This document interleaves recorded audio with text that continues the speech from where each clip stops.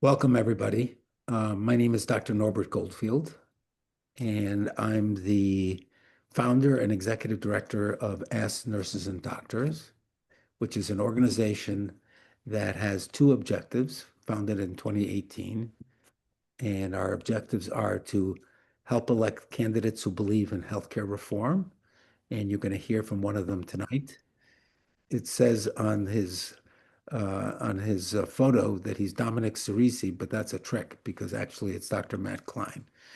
Uh, and then we will hear from Anthony Flaccovento, and he's already joined, so I'm happy to welcome him. And then lastly, we'll hear from Mary Kozlep Petrokamp. And I've just found out that she has some Italian background. And as Anthony knows, I'm always asking about Italian background because I'm sure you obviously know it from my last name, but I was born in Italy and I speak Italian fluently. So it's just a pleasure to meet people of Italian extraction. So the most important thing I can tell you right now, and this is, I think, the most important message you're going to get out of today's meeting, in addition to the amazingly important messages that you'll get from the three speakers. But on top of that, in terms of the short term, I would encourage everybody to not only attend the No King's Day March and demonstrations that will be occurring in more than 5,000 cities, more than 5,000 cities and towns. It's amazing. Uh, and it's much higher number than occurred back in June. So both encourage yourself, encourage your friends, and please consider attending. I'd be happy to answer any questions, but tonight the way it's going to be is we're going to start out with Dr. Matt Klein. And what we try to do every month is invite a health professional or somebody who's running for Congress or is an incumbent who's made a priority of healthcare reform. I'll briefly introduce the other ones. Dr. Klein will introduce himself, and then he will speak for about 10 minutes or so. I'm told that he's fairly brief. I'm sure you'll have questions for him. And most importantly, from his perspective and my perspective, consider making a donation to his campaign. But first, we need to learn about Dr. Klein. Matt Klein, welcome to our webinar, and thanks so much for being here. Well, thank you much, Norbert, and thank you to all the very distinguished guests. It's extremely humbling to speak to you at all, and I will try to be concise. So to introduce myself, my name is Matt Klein. I grew up in St. Paul, Minnesota. I went to the public schools, and I went to Mayo Clinic for medical school, where I waited tables to help pay my tuition. In my career, I worked for many years at Hennepin County Medical Center, which is our downtown Minneapolis safety net hospital. I worked nights as an internal medicine hospitalist, and it was during those nights as I carted patients up from the emergency department to the medical floor at 2 a.m. that I became cemented in my conviction that healthcare is a human right and that we are certainly a strong enough and a good enough nation to make it available to all. More recently in my life, I got too old to work nights at downtown Minneapolis, and I work at Mayo Clinic still as a hospitalist. I have married. I've been married 35 years to my wife, Christine. We have 5 kids. There's a story about that. We couldn't have kids for a number of years. And then we finally had 1 kid. And I guess all the wishes were bottled up because then we had 5 kids in 5 years. So there were some busy years there, and now they're all grown and almost out of the house. In 2016, I was elected to the Minnesota State Senate. And in 2023, our party, the Democratic Party of Minnesota, called the DFL, took control of all 3 chambers of the government and passed landmark legislation with the 2 greatest leaders that I've ever had the experience of working with in my life, both now passed. Kerry Dietzick, the majority leader of the Senate, who died shortly after that session of ovarian cancer, and Melissa Hortman, of course, the Speaker of the House, who was shot dead in her home by a political assassin this summer. We passed what I would count at maybe 40 transformational initiatives in the state of Minnesota that changed the lives of Minnesotans for 100 years. And I won't list them all, only to call out a few that I think are fairly significant. We passed provision for paid family and medical leave in our state. We passed a child tax credit, which is anticipated to lift 30% of children in Minnesota out of poverty. And we passed universal school meals. I am also in the state Senate, the chair of the Commerce and Consumer Protection Committee. Consumer protections had lain fallow in Minnesota for many sessions under Republican leadership. So we had good work in front of us. I won't list all of those accomplishments either, but perhaps the initiative that I am most proud of, in fact, the initiative that I'm most proud of in my 9 years as an elected official, was we passed a cap on payday lenders' interest rates at 50% and even with those extortionist rates, 50% APR, that cap was sufficient to get them to shutter their doors and leave our state. So payday lending and predatory lending was abolished from Minnesota shortly after the 2023 landmark session. Very proud of those legislative accomplishments. In my work at the Senate in 2022, another physician legislator, my colleague in the Senate, Dr. Scott Jensen, ran for governor, and he ran against Governor Tim Walz. And I had worked with Dr. Jensen. He's a Republican, I'm a Democrat, in the state Senate. But when he launched his campaign for governor, he chose to use that dual platform as a physician and a legislator to spread lies. And he spread misinformation about vaccines and about therapeutics and about masks and about everything else. And what I saw, of course, we've all lived through those troubled times as healthcare providers during the pandemic. It was bad enough on its own. But what I saw at Mayo Clinic was that patients came in to the hospital and they had believed Dr. Scott Jensen, and they fought against our best recommendations, and they had bad outcomes, and sometimes they said goodbye to their families. And I leaned into that moment, both politically and medically, and spoke what I felt was the truth and stood up for scientific integrity. And I think we were able to move the needle on that election as a result. And thankfully, Scott Jensen is not the governor of our state. And now I'm running for Congress. And it's because I think we are in that moment again. And it is not just medical misinformation, although that certainly is notorious and bad enough. We know what this administration has done over the summer and what they stand for. It began with tax breaks for the very, very wealthiest among us, and for everyone else, out of control costs for groceries and healthcare and everything else. It proceeded then to gerrymandering efforts directed by the executive in Texas, which will deprive us of our voice and our vote, not just for this generation, but forever. Of course, it involves now extrajudicial arrests of our neighbors, particularly our immigrant neighbors. And most recently, the assault on our First Amendment rights and privileges in this country, and deplatforming of people on television if they dare to speak ill of the executive and so forth.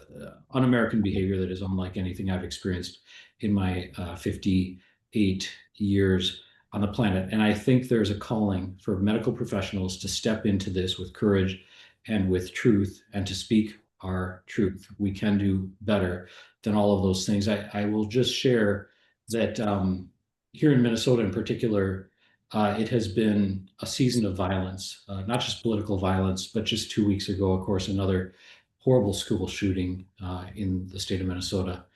During our 2023 session, we were able to pass some red flag laws, which I know as a practitioner,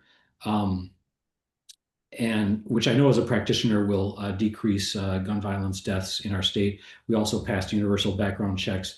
The governor in our state has sort of proposed to have a special session around gun violence, which I support him in. And he would propose in that special session to pass a limit on magazine capacity for high velocity or high capacity firearms, and also a ban on assault weapons. I would support those as well, and I deeply hope that we can get that done. As I look to being in Congress, I've long held as a practitioner at the state level that we can control costs for healthcare. We can improve access for healthcare. I've been the author of a public option at the Minnesota state level. I would be eager to add that to the Affordable Care Act at the federal level, but only as a mechanism, in my opinion, towards what we need to get to as a just society, which is universal health coverage for all Americans. We passed in the Commerce Committee a prescription drug affordability board, allowing the state of Minnesota to regulate drug prices. I think we all are familiar with, for example, the EpiPen, a very low cost thing to produce, which is marked up exponentially before it reaches needy families. And we decided in the state of Minnesota, we're going to give the government some power to oversee that. At the federal level, we can do the same. And we can also allow Medicare to negotiate costs on all pharmaceuticals, as Amy Klobuchar has pushed for years. Uh, in my work on consumer protections, I know there is ample work to do at the federal level on that as well. Senator Elizabeth Warren has championed that with the Consumer Finance Protection Bureau. That, of course, now has been gutted, both of money and staff at the federal level, but we need to build that back up to protect, for example, seniors from telefraud and so forth. And I am eager to step into that work as well. Just one story to kind of close, I guess. The A good friend of mine, Senator John Hoffman, was also attacked on the night that Melissa Mm. Hortman, our speaker, was killed. So Senator John Hoffman works with me. He's my friend. And the assassin, after killing Speaker Hortman, went to John Hoffman's house and shot him 10 times in the thorax and left him for dead. Shot his wife 9 times, left her for dead as well. Astonishingly, they lived through those wounds. I've been a doctor for 35 years and I still can't fully explain that. But they lived and were transported and healed in the hospital. And I had the opportunity to come and visit him as he was healing from his wounds and to sort of examine his healing bullet wounds. And nothing could have brought home to me more compellingly the seriousness and the import of the moment that we are in and the calling that we all have to speak our truth with courage and stand up for democracy and health in this moment. John Hoffman's a hero, but we all need to be heroes in this moment. We need to gather as we are doing tonight. We need to go to No Kings this weekend and stand up for democracy and truth and medical science. And I'm ready to do that. And as we do that together, I take as my calling that we have a mission in this work. Yep. And that mission is to empower the disempowered, to bring in the marginalized, and to preserve democracy for the next generation and the next. I'm ready to do that work, and I'm glad to have the opportunity to introduce myself to you all tonight, and I hope I can have your support. Thank you so much, Dr. Klein. I'm wondering if there are any questions. I always have questions, so I'm going to ask a question to begin with. You can see from people's reactions that people are enthusiastic, and I hope that'll translate it into the needed funds that you'll be hopefully getting. Tonight, a couple hours ago, STAT reported that HHS is pausing physician payments across the board for Medicare.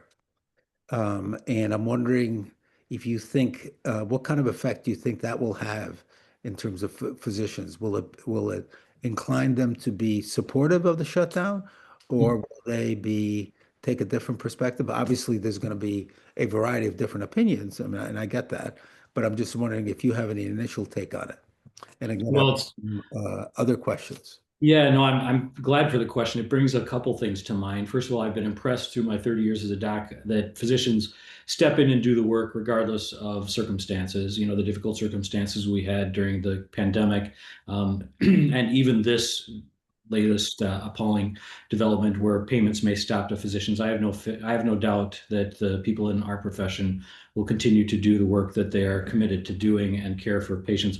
But on the bigger question of sort of funding cuts for healthcare in our country, of course, the $1 trillion cuts in medical assistance will be devastating. We all know, not just to Hennepin County Medical Center, the downtown Minneapolis hospital, but also to rural nursing homes and small rural hospitals, and to the grandmother who wants to go home after the hospital and needs oxygen support and all the things that medical assistance does. I think it's going to be a shock to the American people how many of their friends and relatives and they themselves are impacted by these cuts. And that is a crisis, but it may also be an opportunity because as people realize this, there may be the opportunity to work together with people of both parties to rebuild a health delivery, which is deeply fraught in our current time, and to do it better and to do it smarter and improve services, for example, for mental health and So I take it hopefully as a sign of a watershed moment that'll lead us to something brighter.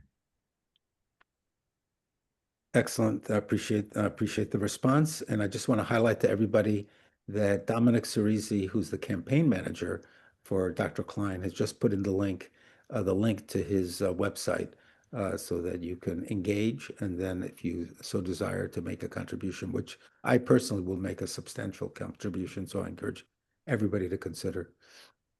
As we begin to wind down your part, and we could certainly, again, if there are any other questions, definitely welcome them. But I have one last question for you. You spoke about how you waited on tables while you were paying your way through medical school. The way I partly paid my way through medical school was transporting patients to rehabilitation back to their room at Erie County Medical Center.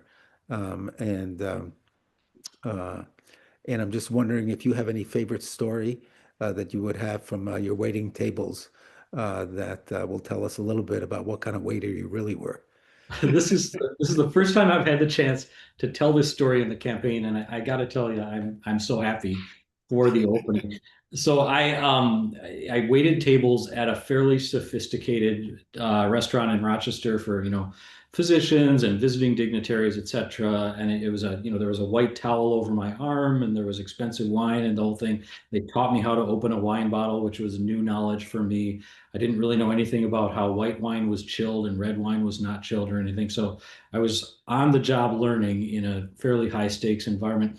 And I was also exhausted, right? Because I was going to medical school and I was at the cadaver table during the day and stuff. And then I would go at 7 p.m. and work until 11 p.m. Waiting tables. And there was this one very large table of the professor who had, I think, the residency class with her. And, they all had ordered several expensive bottles of wine. It was white wine. And I came by the table and I saw the wine glass and it looked like water to me. So I filled everyone's water. And it turned out that I poured, tap water into everyone's $50 bottle of white wine. And the professor, with perfect aplomb, said to me, "Well, it really explains to me what they mean when they say water into wine." So she took it well and then didn't tip me. So Well, thank you so much, Dr. Klein. It's really a pleasure meeting you.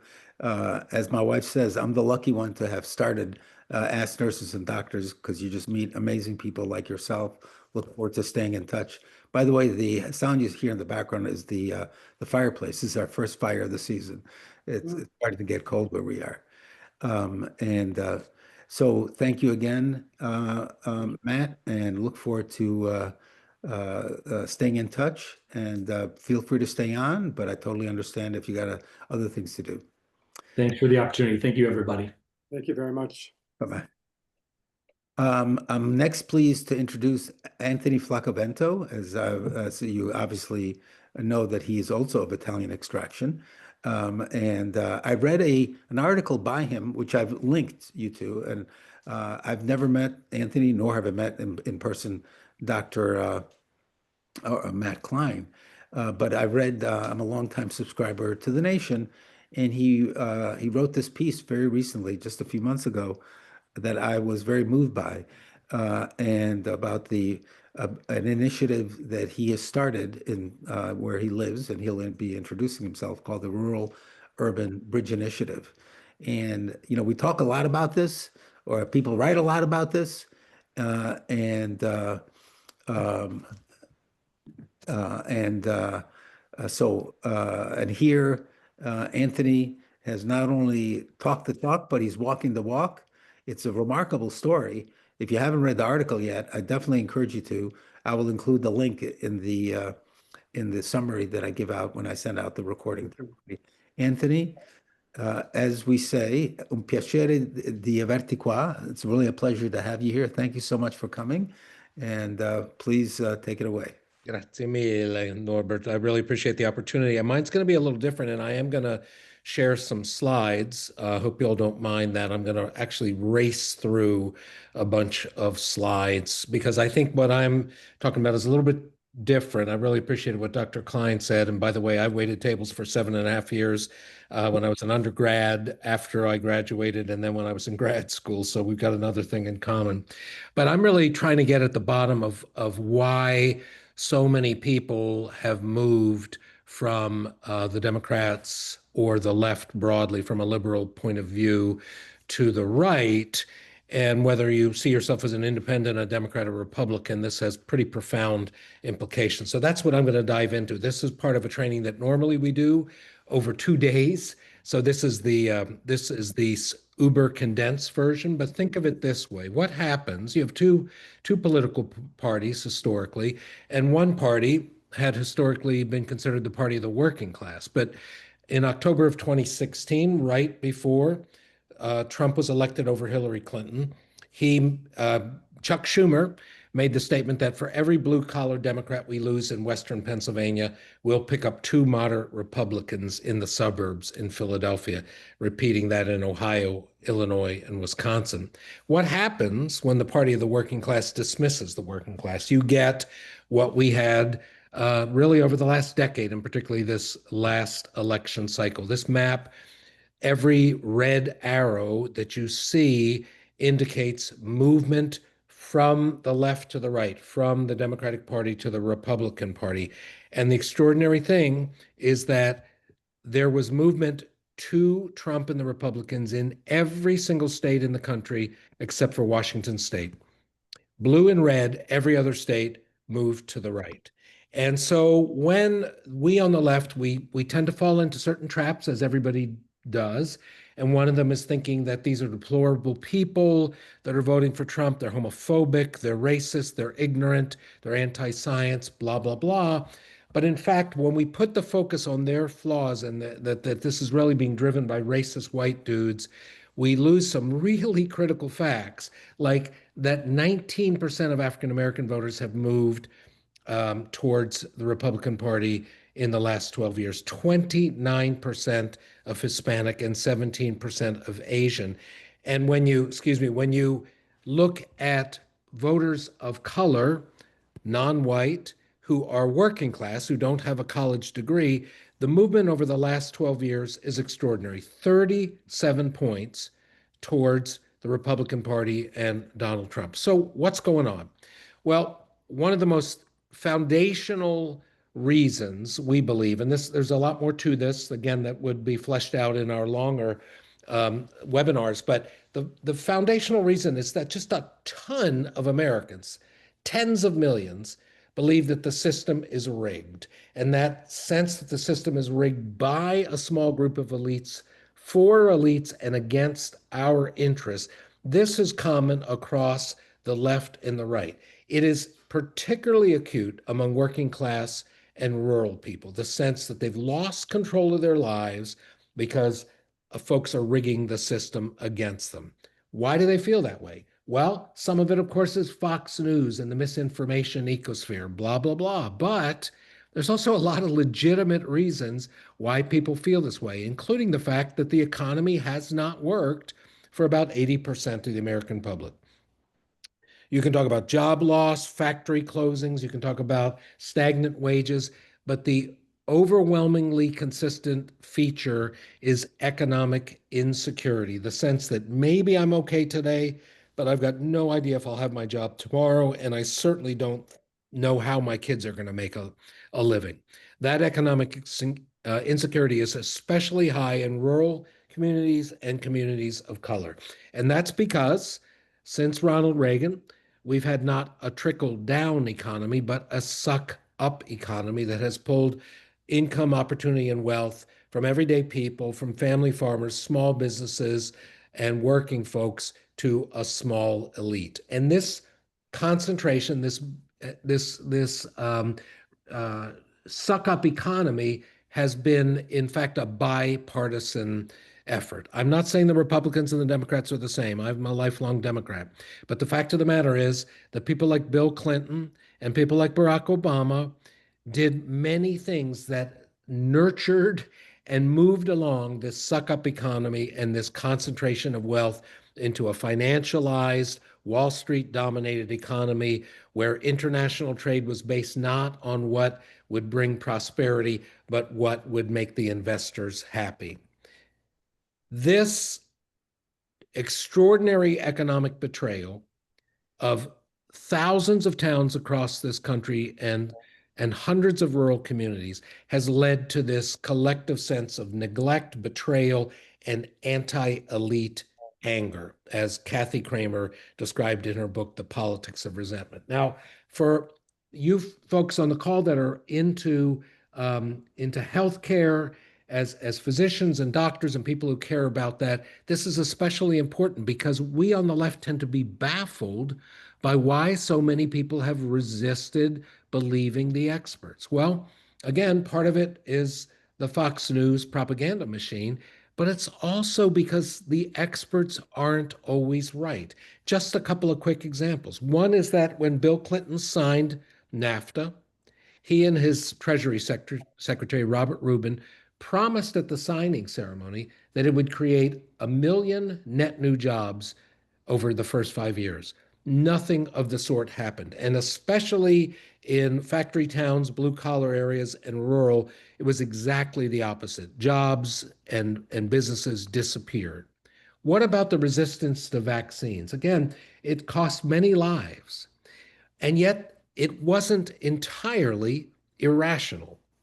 This woman, Gwen Johnson, lives not far from me in the mountains of eastern Kentucky. I've never met Gwen, but I saw her in a video exchange with a gentleman in Massachusetts. It was part of a bridging effort to connect Appalachian people with people in the Northeast. And they'd come to know each other and admire each other. They had a friendship. And so at one point, the gentleman asked Gwen, I don't understand what's going on, Gwen. This was 2022. He said, why are so few people in Kentucky getting vaccinated? And the first word she said was OxyContin. We were told that OxyContin was perfectly safe and not addictive. The doctors and pharmacists told us this, and the government regulators said it was okay. But it devastated our community. So some folks don't trust the experts on vaccines either. My point here is not to say that the experts are wrong all the time, but it is to give a little hint of empathy as to where some of this skepticism and some of the frustration and disbelief in expertise, whether it's health, environmental, or economic, might come from. So what does Ruby recommend? Well, we have this strategy that has 3 levels that we encourage rural, suburban, and urban people to consider: thinking differently, talking differently, and acting differently. I'm just going to focus on a few of the elements of what we do. First of all, if you want to go to our website, we have a lot of different resources there. Overcoming the Rural-Urban Divide is a really in-depth look at how we got into this mess and what we can do about it. Talking Like a Neighbor is kind of a communications 101 for talking across ideological divide and across the city-country divide. And Back Road to 2024 is for folks who are running campaigns for elected office. But more importantly, I want to say to you that we need, if we want to beat Trump and we want to begin to turn this around so that we can have a sane and healthy country, we need to get out of some of our habits. And one is the tendency we have to express a kind of moral and intellectual superiority. I have lots and lots of friends and neighbors who put these signs out a couple of years ago. And I agree with these sentiments. Love is love, science is real, Black Lives Matter, etc. But when we do that, it actually exacerbates the sense that people have that we think we're better than them. We think we're deserving and they are not. So this really does not help us. And in fact, a gentleman expressed this to Arlie Hochschild in her book, Stolen Pride, a gentleman from Eastern Kentucky. I'm not going to read the whole thing, except to say that what he describes here, he called it battered voter syndrome, is that over and over, he felt like Trump had gone too far. Trump had been attacking people that he thought were decent people. But then when the left attacked Trump, he's like, well, maybe I need to defend him. He doesn't like that Trump turns on people like Mike Pence. And yet When the left attacks Trump, he felt the need to defend him. He hated it when Trump said that immigrants were poisoning the blood of America. He thought he was done with them.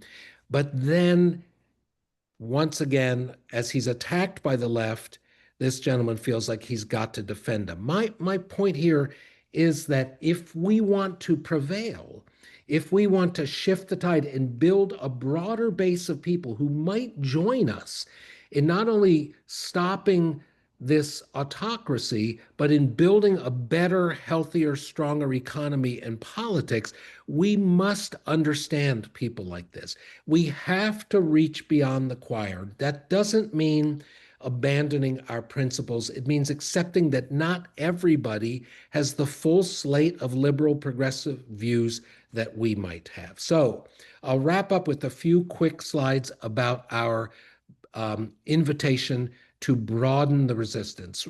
Ruby has launched a campaign with multiple partners to go beyond the resistance. The resistance is an outstanding thing. As Norbert says, I hope many of you will join the No Kings 2.0. But the reality is that the resistance thus far, for all the millions of folks have turned out, has not put much of a focus on working class people, on unions, on farmers, on small businesses, on the closing manufacturing facilities in the US. We must prioritize how this administration is betraying rural and working class people if we want them to join us in resisting Trump. Part of it is putting their problems and challenges front and center, and the other part is putting forward a clear, positive, compelling vision for a much better economy and society. So we're resisting, and that's good, and that's essential. We're trying to stop the destruction of democracy, but we're not putting what's happening to farmers who are getting hammered from multiple angles on our signs, in our social media memes. We're not putting the extraordinary impacts on coal miners who are being hit by cuts to the Mine Safety Health Administration and by a relaxation in air standards in the mines.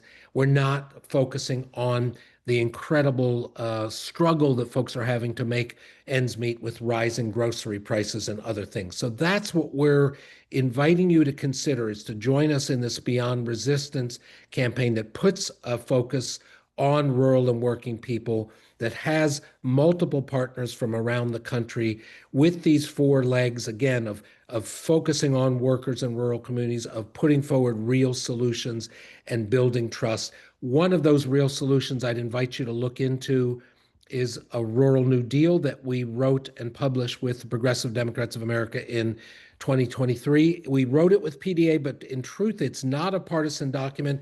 It's simply a comprehensive look at how would we rebuild prosperity in some of the most denuded and stripped communities in the country, based on 10 pillars, each of which has a well-developed platform of specific actions. That's my spiel, and I'll stop there. And if there's a minute or two of questions, I'd be happy to field them.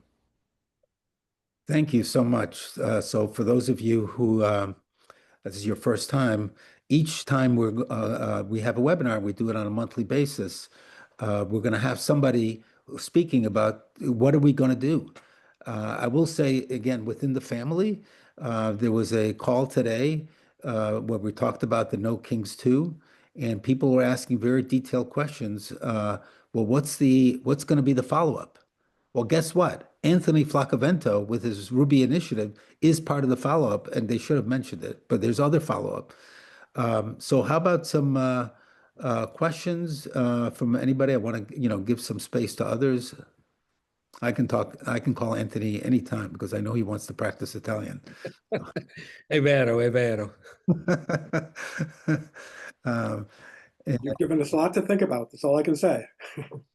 Yeah, well, John, in terms of your work, John Ruggie is a physician in NY21, Elise Stefanik's district, just so you get a flavor. And how do you see, some of what Anthony is talking about is playing out in your district, and in terms of what you're trying to do he has organized over 200 people who are part of his group that's worked to try to fight against the big bad bill. But now the question is what to do next. Any thoughts on that, John, or any Well, questions for we Anthony? do have a coalition of now more than 250 people who are looking to show our understanding of one focus topic, Medicaid. And in doing that, they're being nonpartisan and not in any way condemning one point of view or another. And that really does seem to be working. And the challenge is how to go much more broadly, Anthony, in terms of all the issues and how to make sure we have a common sense of what should be and then share it and not be hypercritical or resentful and all the rest. So That's great, John. One thing I would suggest is that when we're putting forward solutions, our tendency on the left, broadly speaking, progressives, liberals, Democrats, our tendency is to think of big solutions. And Medicare for All is a big solution that is much needed. I've been a supporter of it since I ran for Congress in 2012. But from the standpoint of working class folks, people without a college degree, rural people, most of them, in my experience, are much more inclined to kind of smaller bottom-up solutions. The truth is we need both. We need Medicare for All. But when we talk about Medicaid and Medicare for All, and we talk about big economic issues, we should also, and this is what the Rural New Deal is a good tool for, we should also look at how can we invest in local communities' abilities to solve their own problems. Because Medicare for All by itself, as great as it doesn't necessarily deal with the fact that in Dickinson County in Southwest Virginia and Appalachia, where you have terrible roads and limited access, you need mobile healthcare units on the road bringing healthcare to people. So I'm just suggesting that we need to also always be thinking about solutions that empower people to take control of their lives and fix their own problems. This is something we've really consistently missed on the left, and it's part of the reason that a lot of rural folks resist our solutions. They don't like people telling them exactly how to fix things. They want to fix it themselves. And so I think we need the combination of the two. Thank you so much. That's great. Any last questions for Anthony? Again, it's such a wonderful pleasure to meet you, Anthony. And I'm not sure if you'll be able to share the slides. Sure. Great. I've got to jump because I have another presentation, Norbert, but I will send them to you tomorrow morning, and then you can share them with whoever, everybody on the call. And I hope you all consider going to the website, engaging, and hopefully Ask Nurses and Doctors can work together with you, Anthony. Wonderful. I would love that. Impact. Thank you so much for the opportunity to meet with you all. Thanks, thank you Norbert. very much. Bye-bye. So it's just wonderful for me to introduce the last presenter, Mary Kozlov Petracco, who, of course, I right away, asked the question, and I found out that her husband is from family is from Sicily. Now, my mother, who was born in Florence, Italy, said that Sicily was not part of Italy. So I tried to convince her otherwise, but that wasn't going to happen. She of blessed memory. But I was lucky enough to work with the Italian government, and of course, the Italian government, just like everybody, they want to go somewhere nice and warm in the wintertime. And I gave lectures in Sicily, so I really enjoyed Sicily tremendously. But as part of my family, I'm so honored and I would show you the picture, but I don't want to take time away from Mary, is that I became a grandparent 9 months ago. And this 9-month-old, she is amazing. She recites Shakespeare by heart. She does Bach cantatas. Now, it's granted, people say that I'm the only one that's hearing that, but I see her 3 days a week, and she is amazing. And part of being amazing is that she gets her vaccines. You get that? And Mary Kozlov Petracco is representing this amazing organization. I've met the founder of the organization, Arthur Lavin. We've been helping him in other states. We had Ask Nurses and Doctors. And grandparents for vaccines. Mary, take it away. Well, Norbert, I am absolutely delighted to have been invited to this I I loved that last presentation. My son is a PhD in quantum mechanics, and he's a college professor, and he has been saying this for God knows how long, and I will be sharing those slides with him to tell him that there is hope. But on the other side of the coin, I am a lot of things, but my favorite job, I think, is grandma to my four wonderful grandchildren. I have Henry is 14, Luke is 13, and Sydney and Jacob are 10. They're kind of mixed up. I kind of mixed them up. I just went by age order, but the two 10-year-olds are only three 3 weeks apart. So boy, did I run with homemade meals for the two mommies when those two children were born. But I'm so excited to have gotten involved with grandparents for vaccines. Um, it made perfect sense to me because I think part of the problem today, and I mean, just look at that last presentation we saw. We can't be talking down to people. We have to smile at everybody. It's not parents' fault that they're vaccine hesitant. There aren't a whole lot of people who are actually anti-vax. A lot of people are vaccine hesitant because they've been sold a bill of goods. And I don't think anybody can be better at helping that generation that's having children right now to understand the ravages of vaccine preventable disease than grandparents. We have the institutional memory. Um, I tell people all the time I'm a dinosaur, and I say that very proudly. But I remember in second grade with children in my class coming down with polio. My own mother had polio. And I really believe that post-polio syndrome, which I diagnosed because the doctors all thought I was crazy, and I said, "Yeah, here's read these articles," and they finally agreed I was correct. Contributed to her death. She made it to 98, but she was in a wheelchair um, for the last 2.5 years of her life, and that's why she wound up in the nursing home because she couldn't walk anymore. My two sisters were severely damaged by measles. My middle sister almost died, and my youngest sister's immune system was permanently damaged to this day. They can't get her white count up, and they've ruled everything else out why she has this condition. And come to find out, after a lot of looking at things, um, she they determined that the damage was from um, measles. She was perfectly healthy and fine and never had a problem until she had measles. After she had measles, anything that went past, she got sick with. I mean, I remember these skin conditions she had, any virus that went past, and she's still like that to this day. She's terrified of COVID because she's afraid it'll kill her, and it just might. But I think we grandparents need to use that institutional memory to help our young folks understand what life was like before vaccines. We and grandparents who vaccinate. We're a grassroots bunch. We speak to the press. We write letters. We write editorials. We talk to parent groups. Anybody who's willing to listen, and then some. But we do it with kindness and with smiles on our faces and in a non-judgmental way. Um, as I mentioned before, it's not their fault that they don't trust the vaccines. They've been sold a bill of goods. I don't get any money for this. All my colleagues who are doing this, we don't get any money.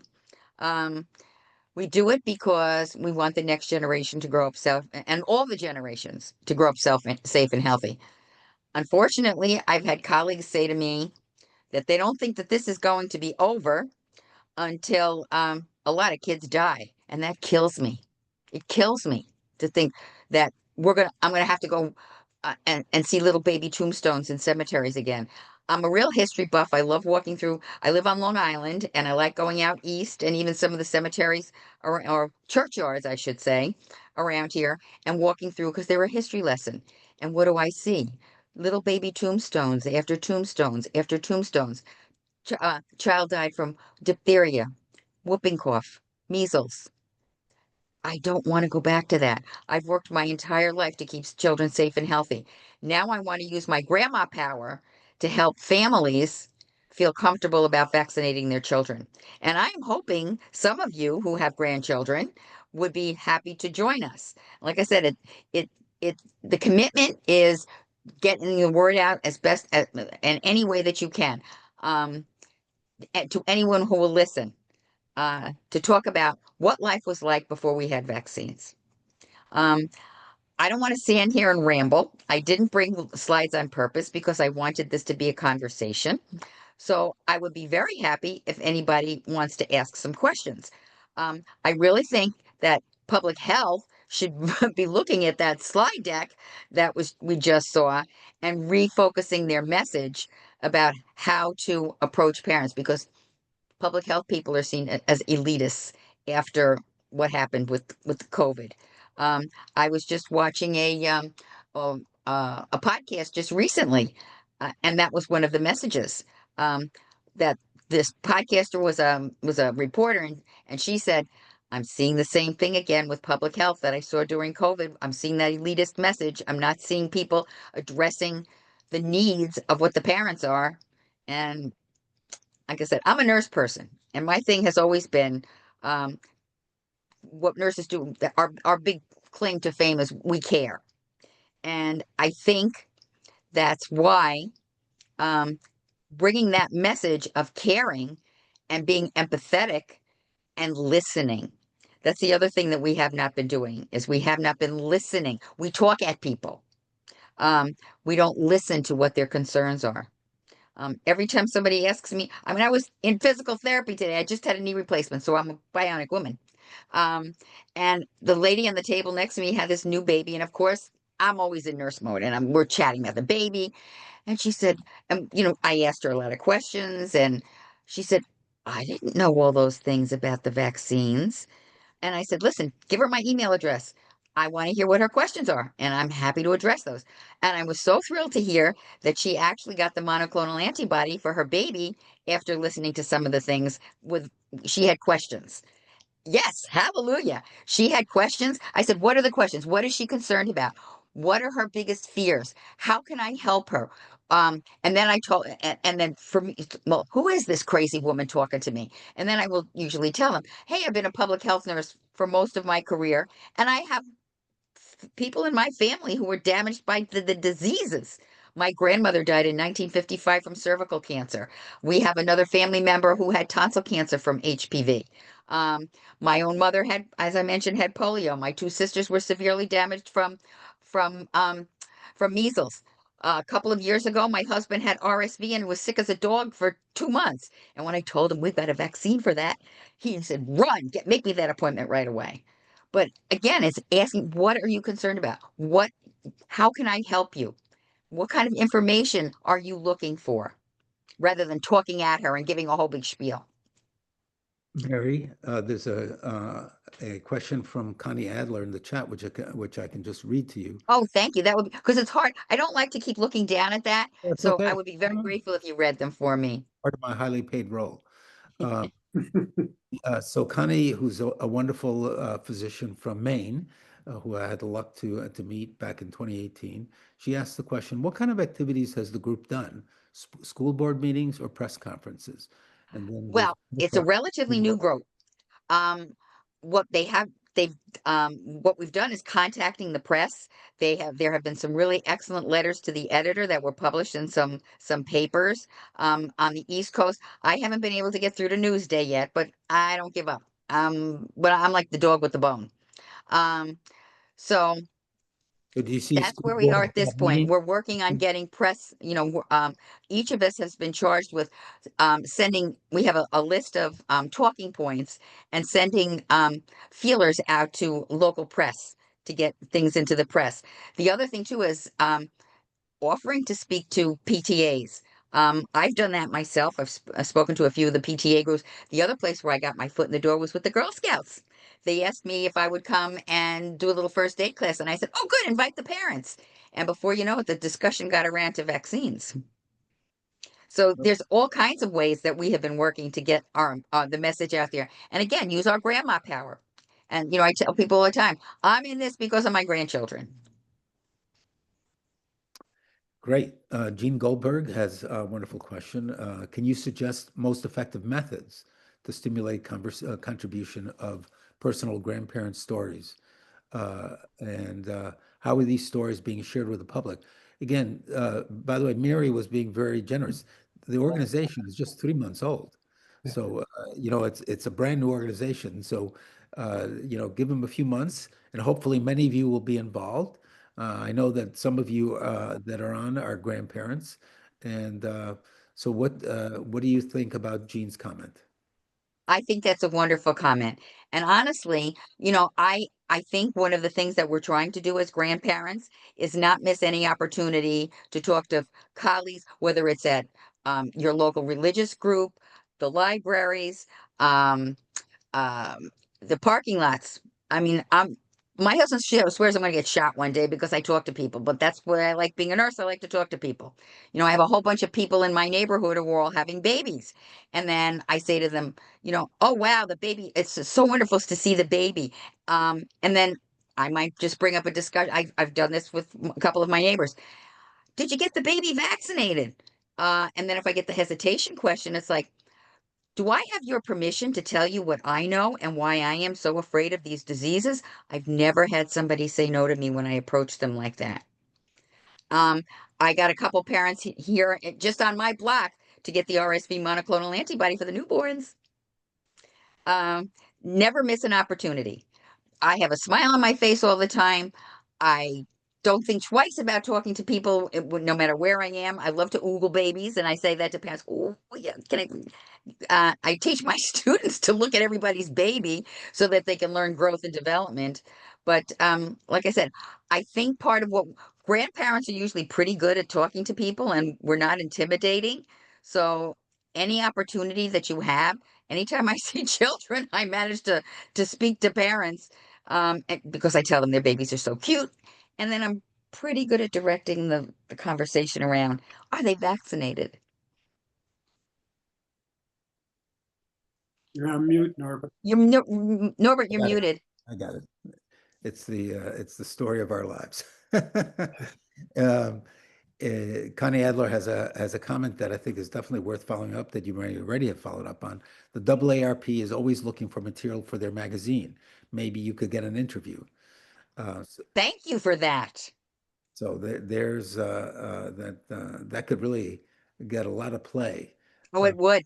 You know where else I think I'm going to try to is the Costco. Costco has like a magazine that comes out several times a year, and that might be another place where we could get grandparents for vaccines, some more exposure. Excellent, excellent.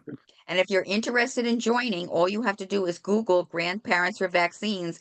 We have a website that is up and running, and I am technologically challenged, but I'm not doing too shabby considering when I was a little girl living in Hastings on Hudson in New York, and you picked up the phone and we got number please. We didn't even have dial tones in those days. My husband thought it was hilarious because he lived in the city and had a dial even when he was little. Um, I'm not doing too badly with the technology stuff. So just so everybody knows, Grandparents for Vaccines is organized into state chapters. And how many state chapters do you have at this point? How many state chapters? I think we are up to like 20 state chapters. I am the lead for New York State. But we have New York, Connecticut, Minnesota, California, and You don't have I'm to go. not remembering all of them. But Yeah, if you okay. just Google grandparents who vaccinate, we can put you in touch with people to chat with. Other questions for Mary and this wonderful new organization, and hopefully this has also been helpful for you, Mary. Certainly Oh, the it has, because I'm taking notes right now. And as soon as I get off this call, I'm going to be sending an email. well, that's part of the organization. So any last comments or questions for Mary or anything about, you already heard that you'll be getting the slides from Anthony. You heard from Dr. Matt Klein, who is in a swing district, so it's not guaranteed at all. Slightly favors Democrats, but not necessarily at all. Needs all the support that we can give him. Um, and certainly would welcome any last comments or questions, and just want to say what a joy to see all of you. If I didn't see you, I saw, black spots, and that's okay too. Norbert, since you haven't reached the witching hour, can I tell a quick story that's not Absolutely. germane specifically to these two presentations or three. But Introduce yourself also, Jim. yes, Jim Nathan, I'm the founder of Floridians for Democracy, the state that is the canary in the coal mine of democracy. But 2 nights ago, I received an email from a gentleman that had committed with two other people to do a very detailed presentation over the Project 2025 as it is today, how much of that has all been implemented. And we were really excited about this. We were getting ready to market and advertise it. And the email, which I'm shocked that his attorney let him do, went into detail about why the three of them have declined to do it. They've been advised by counsel out of fear for their lives, their livelihood, their families, etc. Just a simple walkthrough. And two of them would be clearly right of center. But that doesn't mean anything in today's world of retribution. And I share that because the things that we're trying to do to overcome and get the science and get people to speak out for truth are all in jeopardy with the speed and depth of the building of this fear. So we need to find ways to overcome the fears. I know Norbert shows no fear on anything, and but we appreciate what you do, Norbert. Thank you. Oh, Norbert, may I make a comment about these people with the anti-vaxxers? That's the mistake that we have made in public health. The anti-vaxxers listen. They ask what the parents want. They ask what their issues are. Public health has not done that. We have just talked at people, and a lot of these other things that were brought up tonight is the same thing. We can't talk at people. We have to become listeners. That's a great note to end on. It's really quite amazing to have all three of you on the phone and everybody in the audience on the Zoom. And we'll be sending out the recording. And I'm pleased to say it's 8:30. Thank you very much for joining. Have a great rest of your evening, and we'll speak soon. And hopefully we'll see you next month for the next set of presentations, including a congressional candidate or incumbent. Bye-bye Thank now. you too, Norbert. Good night.